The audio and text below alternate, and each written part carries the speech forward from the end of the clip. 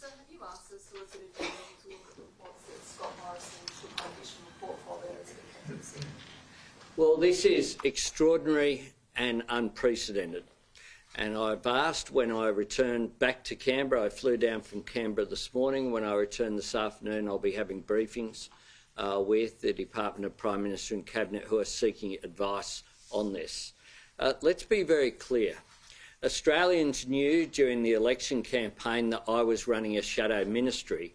What they didn't know was that Scott Morrison was running a shadow government that was operating in the shadows. What we have when we get sworn in as ministers is that there's some transparency there. A whole lot of questions arise from this. What did Peter Dutton and other continuing members of the now shadow ministry know about these circumstances? How is it that the Australian people can be misled, whereby we know now that Scott Morrison was not only being Prime Minister, but was Minister for Health, was Minister for Industry and Science at the same time as Resources, was the Minister for Finance. And we have the extraordinary revelation that Matthias Cormann apparently wasn't aware that Scott Morrison was the Minister for Finance as well as himself. We all know that Scott Morrison had trouble doing the job that he had. Perhaps it was because he was doing so many different jobs that we didn't know that he had. In Australia, we have a Westminster system of government that produces accountability. This is a sort of tin pot activity that we would ridicule if it was in a non-democratic country. Here in Parliament, I, as leader of my party, and the Peter Dutton now, but Scott Morrison as the former leader of the country, would table the list of ministers. That is not some academic exercise. That is so that people can be held accountable. And how is it that the Governor-General could swear in Scott Morrison into ministerial portfolios without there being a transparency there about that process? This is quite extraordinary. Australians need a Prime Minister who's focused on the job that they're given.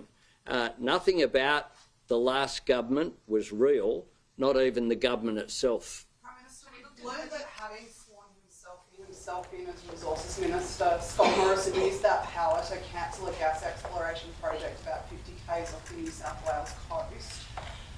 Would you have supported that PEP 11 project had you been Prime Minister at the time? Well, I wasn't. That's the point.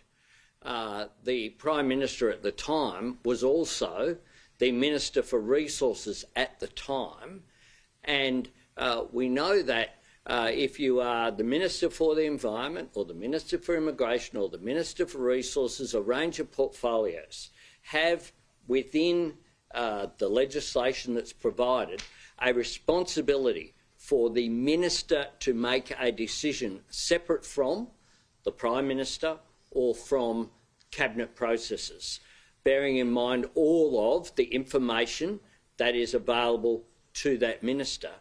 Now, the fact that Minister Pitt disagreed with the decision that was made by the Prime Minister as the Minister for Resources as well as Minister Pitt is quite extraordinary. I don't think it's clear whether Minister Pitt was aware that his role had been usurped.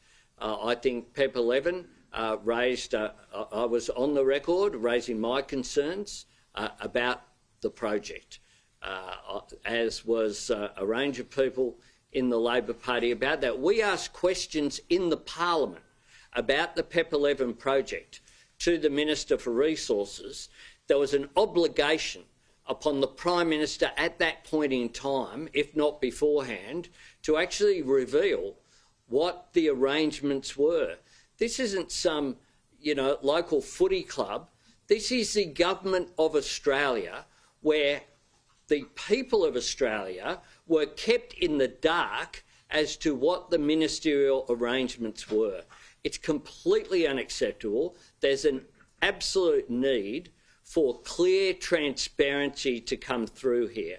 And it's not as if the journalists who've written about some of this weren't in close contact with the government from time to time about issues that were raised by the former government.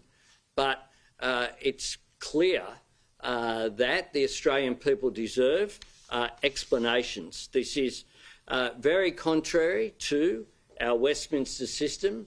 It is unbecoming, it was cynical, and it was just weird that this has occurred. And Australians will be scratching their head today knowing that the government that they thought was there wasn't actually the Australian government at all. So will you ask the Solicitor General to look at this? We will be asking all of. Asked the Secretary of the Department of Prime Minister and Cabinet. He'll be seeking advice from appropriate people, including the Solicitor General, about all of these issues. I'll be getting a full briefing this afternoon. We've had revelations last night on news.com.au, and then further revelations this morning. This is dripping out like a tap that needs a washer fixed. And what we need is actually to get the full flow of all the information out there, and then we'll make a decision about a way forward here. But these circumstances should never have arisen. You know, we do have a non-presidential system of government in this country. But what we had from Scott Morrison is a centralisation of power, is the overriding of ministerial decisions, and all done in secret, And we know this comes on top of what we saw on May 21st, on election day, whereby the Prime Minister and Minister, the Minister responsible, overrode the advice to put out information about the arrival of a boat here in Australia in order to cynically pursue political objectives in direct contradiction to what had been the government's policy. We had that investigated by the Department of Home Affairs and that damning report released. But this goes to the way that the government was operating over what period of time is unclear. But what is clear is that there are real consequences for it. Perhaps this explains why we didn't order enough vaccines. I mean, the Minister for Health might have thought the Prime Minister was ordering them because he was also the Minister for Health, and he thought the Minister for Health was ordering them. What we know is that this is a shambles and it needs clearing up, and the Australian people deserve better than this contempt for democratic processes and for our Westminster system of government, which is what we've seen trashed by the Morrison government. Prime Minister, do you have any preliminary advice from the Solicitor General as to whether any laws have been broken? I guess what are the consequences here? No, I don't, and I'll wait for the advice because my government will operate in an orderly and transparent way, not like the former government. Australians deserve better than what we've seen revealed over the past few days. What consequences could be? I'm not preempting any of that advice. I'll accept that advice, and we will operate in a transparent way. And I'm sure tomorrow in Canberra I will have more to say about that. Does the Governor General have any questions to answer here about why he's done what he's done and why he didn't tell anyone? I'll have more to say about that when we receive advice. But let's be clear here.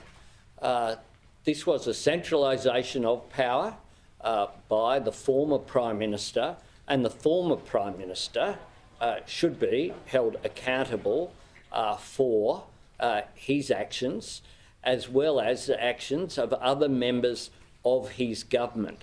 This was a political decision, or a series of political decisions were made. It's not clear to me, or indeed to anyone at this point in time, how many other portfolios Scott Morrison was sworn into. But what's very clear is that this was a sign of no confidence by Scott Morrison in the Morrison government, because he didn't allow ministers to do their job.